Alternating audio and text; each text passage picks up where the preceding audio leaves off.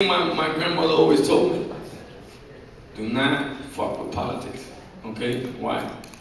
My grandmother was in the Sierra Maestra, which was the quote-unquote revolutionary war in Cuba. My aunt was a political prisoner. My mother came in the operation of Peter Pan. And my father brought boats over in Mariel. With all that right there, when I got into music, it's the first thing my grandmother kept telling me. No hable política, no hable de lo que pasa en la isla, no hable de Castro, no hable de esto.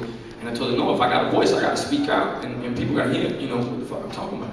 Which, by the way, people don't care about that side of Pitbull. They care about having a good time Pitbull, which is great. I don't think I'll ever get involved with politics like that, because if it was just Pitbull, if it was just Armando Christian Perry, then it'd be different. But I have kids, I have a family, and unfortunately politics is real fucking dirty and real ugly when people do shit. And unfortunately, it would put me in a really bad position on how I would have to handle those people. Can I help? Always try to help. Anytime there's anything going on in Miami, I try to get involved. If I'm here, I go directly to them and knock it out, whether it's Radio Lollipop, whether it's giving away the turkeys, whether it's giving away toys, whether it's going to speak to these kids. Yes, I am Miami.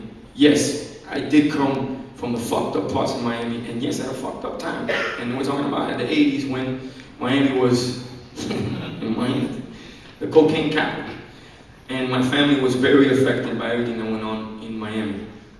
I want to be the example to the kids to let them know, hey, you can turn a negative into a positive, and hey, you can get everything that happened to you in your life. I learned all the fucked up shit from my father and what I never wanted to be as a father, and what I never wanted to be to my family, okay? So I took that, applied it to music, how to do it. I don't buy the fucking chains. I don't waste my money on bullshit. I invest my money. I think future always for my kids. And that's what I want to teach these kids. I want to teach them, hey, after high school, papito, it's fucking real life, bro. This ain't no, mommy gonna take care of this, papi gonna take care of this. No. And that's why when I travel the world and I see that in the United States, we're really like the Beverly Hills of the fucking world. Because in the world, there's so many people that need, there's so many people that appreciate, so many people motivated to work, so many people. I'm in what was it, San Lucas, no, my bad, Lucas de San Jose, algo así, some part in Mexico. And the guy's like, hey, the driver's telling me in Spanish, anything you need, if you need work in the States, I'm planning on fucking, jumping over, I'm ready to get the fuck out of here, I need opportunity, da da da. And I respect his hunger, but I love it when I go to him. One of my managers goes, his name is Charles, goes to him, well, you're gonna need to learn how to speak English. He goes, I already know English. I already know English. I'm ready to go. Like, tell me what the fuck I need to learn. You could have told him French, and he would have started speaking to you in French. Yeah. It's all about that hunger, and that's what I want to teach the kids. Don't settle. Yeah, man. Not only that, like, appreciate what the fuck you got, dog. If you got one pair of shoes, then keep them clean, dog. Take care of them. Make sure that's what you got. If another one got 10 and they got 10, that's cool, dog. But you got one. Make that one happen. Play basketball now, take them out, do whatever the fuck you gotta do, but that's your one pair that you got. And out here what happens is everybody gets caught up in who's got, they always try to keep up with the Joneses. And me personally, my mom always told me when I walked into a store or something, she goes, you can get anything you want in that section. And that was the clearance section, dog. You go look for the best sale in the store. That's how my mom taught me. And that's the way I am. Like, I look at somebody with their shoes, I'll be like, oh man, it's a nice pair of shoes. And the first thing they tell me is, oh, I paid such and such for them. I'm like, yeah, I got the same pair of shoes. I got them for like $100 less. You know what I'm saying? That's what I want to teach the kids. I want to teach them that, dog, it ain't about what you got. It ain't about what you wear. It's how you wear it. It's how you represent what you got.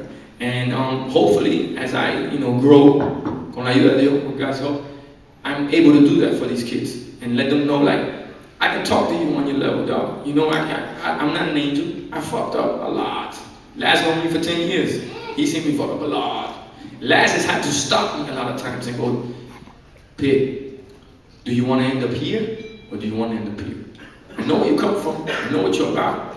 But if you do that right there, you're going to go to prison, Pig. This is what's going to happen, Pig.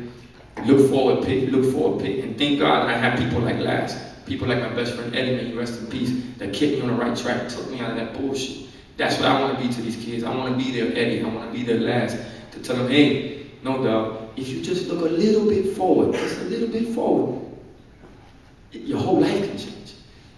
And I don't know if I'll do it politically, but I will do it as the voice that I'm picking up and the power that my voice is picking up, and to help these little motherfuckers. And that's why every politician is just